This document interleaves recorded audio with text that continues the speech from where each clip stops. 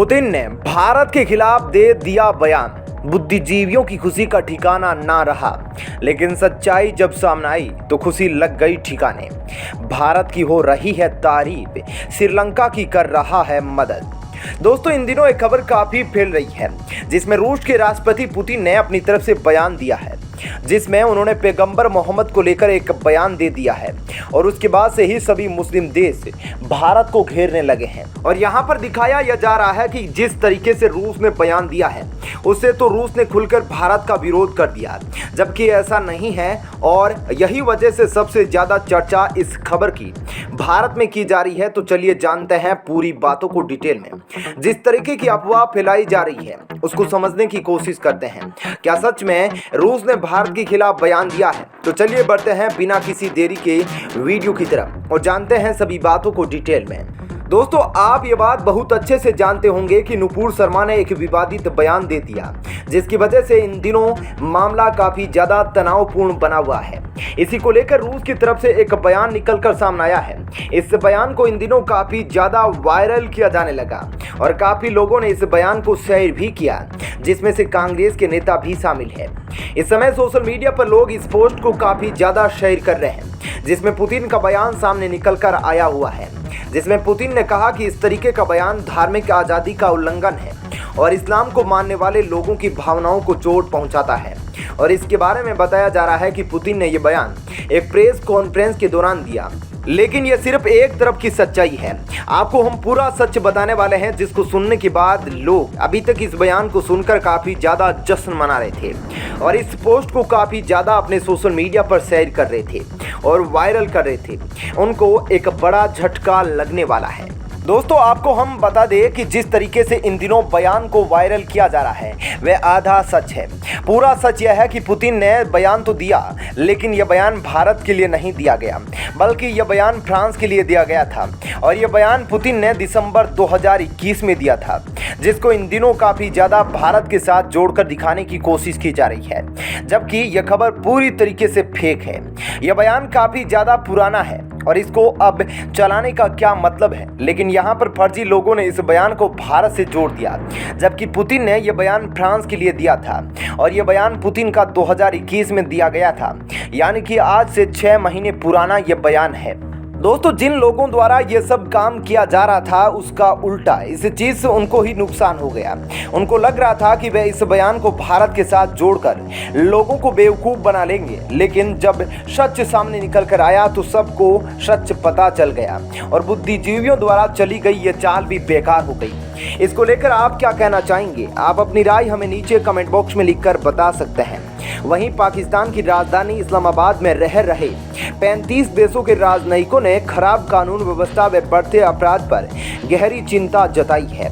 Police सूत्रों के हवाले से समाचार पत्र डॉन ने अपनी रिपोर्ट में बताया कि पूर्वी व दक्षिणी पूर्व एशिया, मध्य एशिया, पश्चिमी एशिया व अफ्रीकी देशों के वरिष्ठ पदाधिकारियों ने सोमवार को इस्लामाबाद पुलिस के अधिकारियों से मुलाकात कर कानून व्यवस्था की स्थितियों पर चर्चा की। ऐसी ही एक बैठक मंगलवार को होनी थी, लेकिन इस्लामाबाद पुलिस प्रमुख के मौजूद नहीं होने के कारण उसे स्थगित करना पड़ा। कुछ दूतावास के सुरक्षा अधिकारियों ने सोमवार को ब्रीफिंग के दौरान इस्लामाबाद में सड़कों की नाकेबंदी व रेड जोन की सीलिंग पर चिंता जताई, जिसके कारण उन्हें आवागमन में दिक्कतों का सामना करना पड़ रहा है। ऐसा पूर्व प्रधानमंत्री इमरान खान के विरोध मार्च के मद्देनजर किया गया है, जिसकी वजह से राष्ट्रीय राजधानी में गत दिनों बड़े पैमाने पर हिंसा हुई थी। इसी के मद्देनजर इस्लामाबाद स्थित डिप्लोमेटिक एनक्लेव से हवाई अड्डे तक के रास्ते में व्यापक घेरेबंदी करते हुए सुरक्षा बढ़ा दी गई है। पाकिस्तानी समाचार पत्र के अनुसार दूतावासों के अधिकारियों ने अपनी शिकायत में कहा है कि सुरक्षा उपायों के बारे में उन्हें अंतिम समय तक नहीं बताया गया।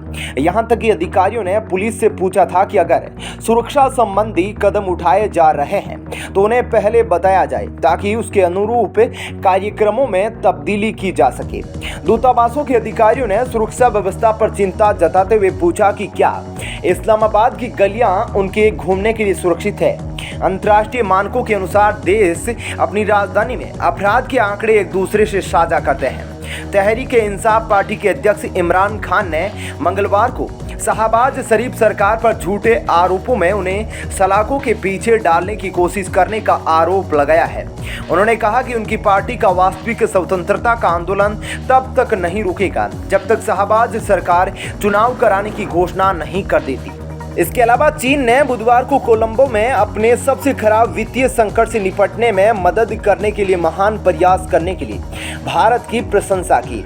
यहां तक कि उसने श्रीलंकाई राष्ट्रपति गोटबाया राजपक्षे की उस टिप्पणी का खंडन किया जिसमें कहा गया था कि बीजिंग ने पाकिस्तान सहित दक्षिणी एशिया में अपना रणनीतिक ध्यान दक्षिण पूर्व एशिया में स्थानांतरित कर दिया। क्षेत्र अभी भी इसकी प्राथमिकता बना हुआ है। 1948 में ब्रिटेन से आज़ादी के बाद श्रीलंका वर्तमान में अभूतपूर्व तरीके से आर्थिक उथल-पुथल से जूझ रहा है। श्रीलंका के आर्थिक संकट ने राष्ट्रपति राजपक्षे की इस्तीफे की मांग करने वाले प्रदर्शनकारियों के साथ राजनीतिक अशांति पैदा कर दी है। चीन के विदेश मंत्रालय के प्रवक्ता झाओ लीजियन ने यहां एक मीडिया ब्रीफिंग में कहा कि हमने ये भी देखा कि भारत सरकार ने इस पहलू में बहुत प्रयास किए हैं। हम इसे स्वीकार करते हैं। जब द्वीप राष्ट्र सबसे खराब आर्थिक संकट का सामना कर रहा है तो इसकी मदद करने में कई देश झिझक रहे थे। उन्होंने कहा कि हम इन विकासशील देशों को इस स्थिति से उभरने में मदद करने के लिए श्रीलंका और अन्य देशों की मदद करने के लिए भारत और अंतर्राष्ट्रीय समुदाय के अन्य सदस्यों के साथ काम करने को तैयार है। भारत ने श्रीलंका की मदद के लिए लाइन क्रेडिट और अन्य तरीकों के रूप में लगभग 300 करोड़ अमेरिकी डॉलर की सहायता की है। श्रीलंका ने चीन सहित सभी विदेशी ऋणों के कुल 51 बिलियन अमेरिकी डॉलर के भुगतान में चूक कर दी, जिसके बाद उसे दिवालिया घोषित कर दिया गया। चीन ने आवश्यक वस्तुओं की आपूर्ति के लिए 500 मिलियन RMB लगभग 730 लाख अमेरिकी डॉलर की सहायता की घोषणा की है, लेकिन राष्ट्रपति गोटबाया राजपक्षे ने ऋण चुकाने को स्थगित करने और कोलंबो के लिए 2.5 बिलियन अमेरिकी डॉलर की ऋण सुविधा उपलब्ध कराने के अनुरोध पर विचार करने की अपनी पूर्व घोषणा के बारे में अब तक चुप रहा।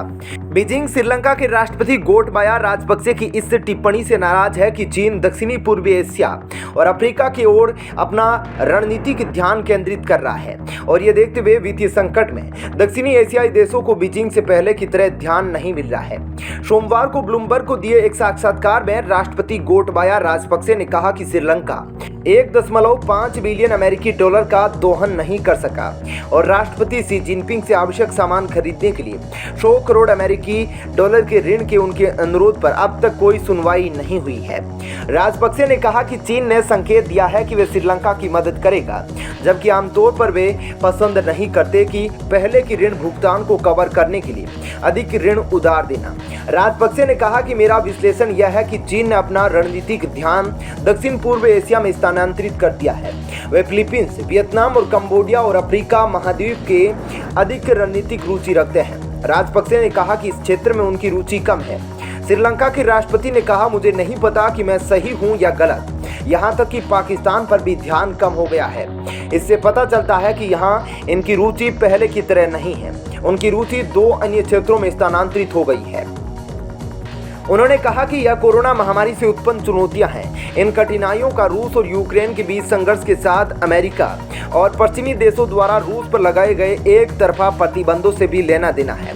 प्रतिबंधों ने विकासशील देशों के सामने खाद्य संकट को और बढ़ा दिया है। साथ ही साथ उनकी वित्तीय कठिनाइयों ने उनके लोगों के लिए चीज़ों को बदतर बना दिया है। ऐसे में दोस्तों, क्या कहना है आपका इस खबर पर जरूर बताइएगा। साथ ही वीडियो को लाइक और शेयर जरूर करें। धन्यवाद।